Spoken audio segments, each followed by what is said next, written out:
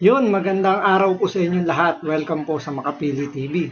Rekta na po tayo. Ito po yung video na sinasabi ni Attorney Ruen Aguanzon na itong si Llamas na dating bata ni Pinoy at itong si Hontiveros merong something. Kasi nakakapagtaka po na itong dalawang to kahit i-deny nila, since meron namang video na magpapakita na talagang itong dalawa may something, yan din yung isa sa mga patunay na yung mga sympathizer talaga, kaya nilang magsinungaling kahit nandyan pa sa tapat nila yung taong tinuturo na meron naman silang parte doon. Diba? Pag ano nga lang, diba? Sa red tagging nga lang, kahit na may mga miyembro na yung mga makakaliwa, diba, na sila yung grupo nila nagre-recruit ng mga kabataan para gawing NPA, pero itinatanggi nila na hindi sila miyembro o hindi sila nagre-recruit. So ang bilis nilang magsinungaling para lang pagtakpan yung kanilang sarili. So ganito rin yung ginagawa ngayon ni Hontiveros at nito ni Llamas. So ito, panoorin po natin tong video na to para kayo na po humusga kung talagang may something ba dito kay Llamas at kay Senator Risa Hontiveros. So ito, panoorin po natin, pero syempre bago ang lahat, kung hindi ka pa nakasubscribe sa Makapili TV, baka naman pwede pakipindot po muna yung subscribe button at the same time palike na rin po ng video, wala naman pong bayad yan, kaya pindot na. So ito, panoorin po natin. Kita na natin yung sinasabi nating video. Yung video, papakita na natin. Hindi kasi maraming nagsasabi, totoo ba yung sinasabi ni Attorney Ruen Aguanzon? Meron bang yan? Naku po, may lumabas. Ladies and gentlemen, may lumabas at nagulat ako. Tingnan ninyo ito, lumabas. Hindi po ito AI, hindi po ito AI. Ito po yung lumang interview na kinumpile ng isang tao at may lumabas. Tingnan ninyo kung totoo o hindi. Ako din, hindi ako sure kung totoo o hindi. Pero ang lupit nito. You are going Yan you are going. with Ronald Llamas. So parang dinediretso na ni Madam. Isa pa ito si Munsud, di ba? Mahirap din tong kausap. Naku po. You are going with Ronald Llamas. Tingnan nyo sagot ni Hontiveros Kayo na magsabi kung totoo o hindi. What? Secretary Ronald ay matagal kong kasama sa does ating that kilusan. Comrade, colleague, at so kasama ko pa rin siya hanggang 3 dekada na kami magkakaibigan. No offense, he's not married and neither are you. I'm a widow. And he. What about Ronald? Is he married? I think... How can you know him for 30 years and not know that he's married or not? Pak! Sa pool! Yun Ang plastic, no? Kung what? Parang kala mo walang kaalam-alam sa nangyayari sa paligid niya. Na parang akala mo, alam mo yun, napaka-inosente na hindi niya alam na, ang hirap yung sagot niya ngayon, nakita niyo na yung kaplastikan, nandoon Kasi tama nga naman si Munsud Palma, 30 years niyang kasama. Pero wala siyang alam o wala siyang, alam yun, hindi niya kilala yung buong pagkatao ni Llamas. So nakakapagtaka yun. Yun yung malupit Alam mo yung mga, hindi man natin kakulay ito si Munsud. Sa totoo lang pero ang lupit magtanong nito. Ako na-witness ko ito ang na-witness ko ito na yung sa mismo sa studio, sa TV studio, nagpunta ako na siya yung tapos ito yung nagtatanong. Grabe, ang lupit nitong alin to. Ang lupit nun kasi dito nabuking siya Nabuking siya Ang issue dito, are you going with Llamas? Ang sagot niya, what? Tingnan niya yung paano, naalala ko tuloy yung mga, hindi ko sinasabi nagsisinungaling si Hontiveros dito pero naalala ko yung mga nagsisinungaling ng asawa. Alam mo yung mga nagsisinungaling na asawa, yung galing sa labas, tapos uminom, tapos sasabihin pag tinanong ng asawa, ba't gayo ka la? Siguro ng babae ka. Sabi, ano? Utang! Siya pa galit, di ba? Siya pa galit na pinagbintangan siya ng babae, pero sa totoo lang, galing siya doon sa kabit niya. Di ba? Ano yun? Ano siya sabi mo dyan? Yung mga ganung reaction, hindi, alam mo, yung mga kalalakihan na nanonood sa aking may kabit ngayon, alam yan. At yung mga kababaihan na kabit ngayon, Alam din po yan. Yung ganyan dahilan na, ano yun? Ano yun? Tignan yung reaction ni Antiveros, ha? Oh. Ronald Llamas. What? What? Secretary Ronald,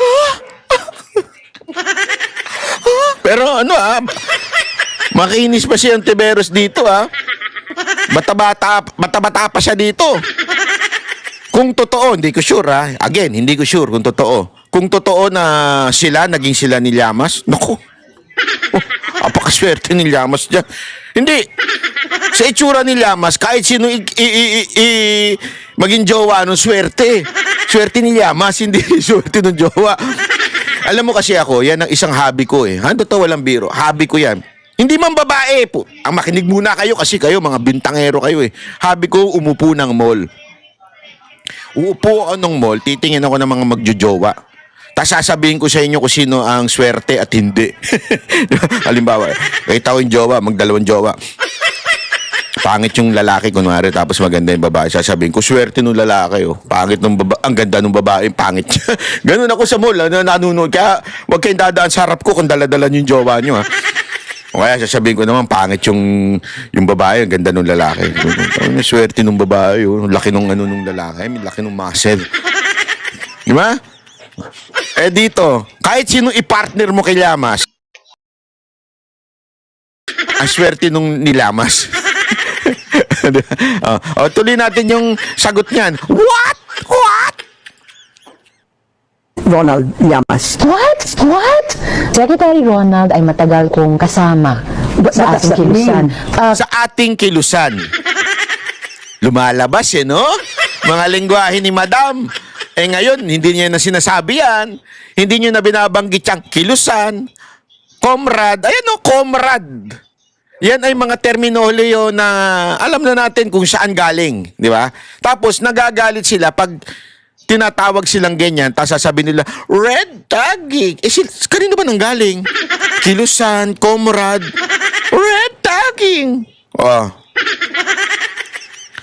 Alam mo, akala ko, joke-joke lang yung mga, kasi hindi ko talaga alam eh, yung kay Llamas na tinatawag nilang komunista si Llamas. Hindi ko alam. Honestly, hindi ko kasi kilala yung ano na yun eh. Tapos nung nakita ko, bakit kaya nila tinatawag na komunista? Nung napanood ko to, comrade pala siya ni Ontiveros. Comrade, colleague, at so kasama ko pa rin siya hanggang 3 dekada na kaming magkakaibigan. 3 dekada. 3 dekada na siya magkakaibigan. No, fair. Kami ni Jay, wala pang 2 taon o 3 taon magkakasama. Pero lahat ng baho ni Jay, alam ko na, mula kasingit-singitan. Ang baho kasi yan, hindi naliligo eh. Biro lang alam ko kasi nanonood yung hayop na yun dito eh. Hindi totoo. 3 taon pa lang kami magkakasama ng Banateros.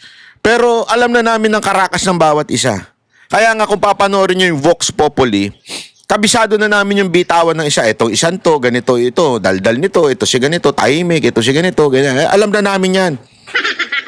At alam na rin namin, lalong-lalo na ang mga background nila sa mga kababaihan.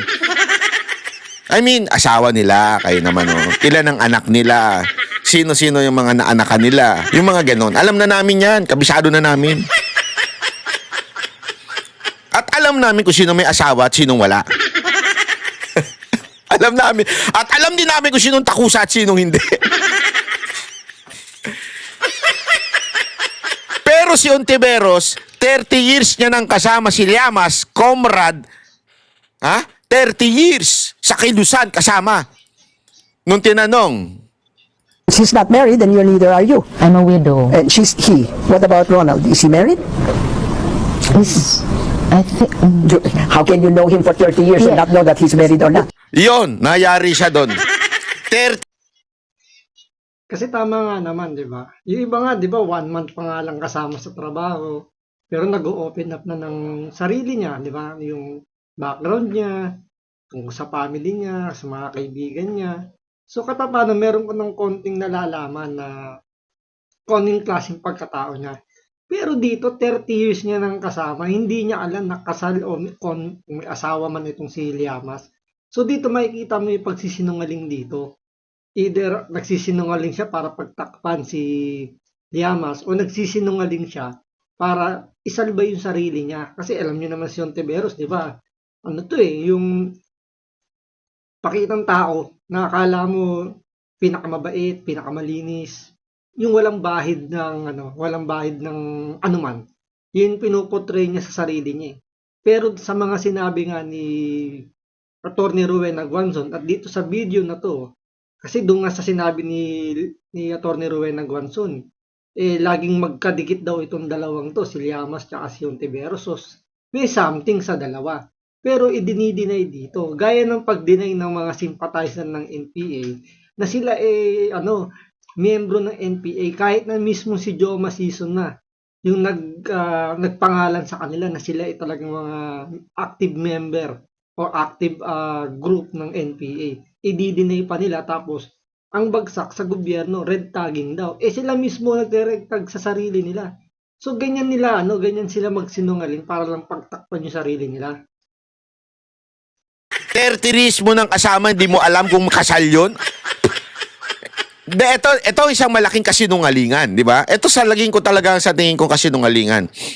Hindi mo alam kung may asawa o walang asawa yung for 30 years mo ng kasama sa kilusan. Kasama mo sa kilusan. Kami nga, kasama lang namin sa Banateros, alam na namin ng lahat eh. Wala pang 3 taon. Pag nagkikita kami once a week. Di ba? Pero alam na namin lahat kung sino may asawa, kanino kami mag-iingat, sino hindi namin iimbitahan, ganun. Kasi alam namin, yung isa't isa, 3 years pa lang or less than 3 years kami magkakasama. Ikaw 30 years, hindi mo alam may asawa? Nagtinginan pa sila ni Isa pa yung isang yun. Alam mo ba't ito mga mga kakampwit, mga pinklawan, mga dilawan, pare-pareho sila ng karakas ng lifestyle ng buhay, no? Ba't kaya? Hindi natin alam. Nagsimula yan dun sa kapatid ng presidente ni... Wala akong sinasabi. He's separated. Pangatlong dahilan, ang unti-unting pagmamaniobra at pagsakop ng kaliwa sa pamamahala ng gobyerno Nino? at ang kanilang napipitong takeover ng ating bansa. Tila kaya ay hawak na hawak ni Ronald Llamas at ang kanyang makakosa sa leeg ang Pangulong Aquino. Grabe to ha. Antinding revelasyon to.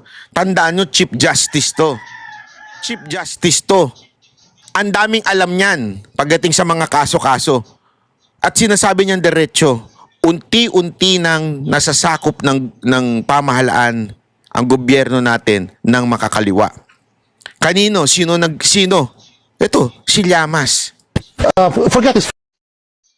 At ang nakakatakot, bakit si Llamas ang may hawak sa leeg dito kay Noynoy Aquino? Di ba dapat baliktad? Si Pinoy ang presidente, dapat hawak niya sa leeg itong si Llamas. Pero baliktad eh. Si Llamas ang may hawak sa leeg ni Pinoy. So ibig sabihin, nung panahon ni Pinoy, kaya ganung dumakas yung mga makakaliwa, dahil nga nadidiktahan din si Pinoy nitong mga sympathizer ng NPA. So, yung kuntsabahan, alam naman natin, di ba, naging kwento-kwentuhan na yan na itong si Ninoy Aquino nga daw, nakikipagsabuatan nga sa mga NPA. Kaya nga, di ba, yung Mendiola Bomb Massacre yata, yung kung di tayo nagkakamali. Si Ninoy Aquino lang ang wala nung mga panahon na yon. At yung mga kasama niya, yung mga nadali doon sa Mendiola na yun. So, yung hinala nga nila na mukhang planado yun, kasama nga si Ninoy sa mga nagplano. So, talagang noon pa, nakikipagkuntsabahan na ang mga dilawan dito sa mga NPA sympathizer. So, nung panahon ni Pinoy, hawak siya sa leeg ng mga sympathizer ng NPA. So, mas nakakatakot yun. Forget his first name. This man is Natin mo, ayan. At ang kanilang napipitong takeover ng ating bansa. Napipintong takeover. Nino, ayan nakasulat na dyan. Separated. Pangatlong dahilan, ang unti-unting pagmamaniobra at pagsakop ng kaliwa sa pamamahala ng gobyerno at ang kanilang napipitong takeover ng ating bansa. Tila kaya ay hawak na hawak ni Ronald Llamas at ang kanyang mga kakosa sa leeg ang Pangulong Aquino. Sino may hawak? Si Llamas. Ang lupit. Ang lalim pala nito ni Llamas. Magaling pala talaga itong mag-Llamas. Hindi, ang lalim niya. Hindi ko akalain to. Honestly, hindi ko akalain tong ganitong klaseng karakas ni Llamas. Forget his first name. This man is history before he is even current events. Llamas is back to say, one, as if to prove a clean conscience and also to shove it in our faces, that he owns even more communist high-powered guns than the AK-47 taken by the police at the scene of an accident, where initial reports put his son. Nagets niyo yun? Sinasabi, ang tindi daw nito. Parang AK, alam natin yun, yung kind of barrel, di ba? Parang ganun daw katindi yung tao na to. At ang matindi nito, nahulihan siya. Dito, binanggit na parang nahulihan siya ng illegal firearms. Which is yan din yung binanggit ni Atty. Rowena Guanzon. Di ba? Ngayon, we do not know what really happened. I cannot judge. But kung ano talaga ang nangyari dyan sa kay Llamas sa pagkahuli sa kanya daw, di umano ng illegal firearm. Alam mo, So, ang tanong lang doon, bakit hindi man lang na-publish yan sa mainstream media? During that time, hindi pa naman ganun kaputok yung social media. So, possible kaya na itinago rin ng mainstream media dahil nga si Pinoy pa yung nakaupo ng time na yun, itinago yung totoong ano ba nangyari doon kay Llamas? Ano nangyari doon sa kaso niya? Kung ito ba nakulong ba, kung binigyan ng pardon, kung ano, ba't nasa labas siya ngayon? Kasi kay Robin, di ba, putok na putok yun, talagang nasa balita ng mainstream media. Na, tapos nung siya binigyan ng absolute pardon ni Pangulong Duterte. Pero dito kay Llamas, wala tayong naging balita. Maliban doon, napaka-short clip lang nun, pero wala nang media na sumakay o nagbalita pa nun. So, possible talaga itinago para, alam yun, yung kuntsabahan talaga ng mga NPA sympathizer, ng media at ng gobyerno, talagang, alam yun, nandun na. Kaya sila galit na galit sa mga Duterte kasi panahon ni Pangulong Duterte, expose sila at talagang dinudurog sila until nga dumating yung panahon, di ba, nabawasan na yung mga makabayan black na dati ang dami-dami nila, ngayon ilan na lang silang natira. Kaya ngayon nakikipagsabuatan din ngayon yung mga dilawan, simpatizer ng NPA dito kay Bongbong Marcos kasi ayaw nilang makabalik nga yung mga Duterte dahil sigurado dudurugin ulit sila. So maraming salamat po sa panunood. Ingat po kayo lagi. God bless.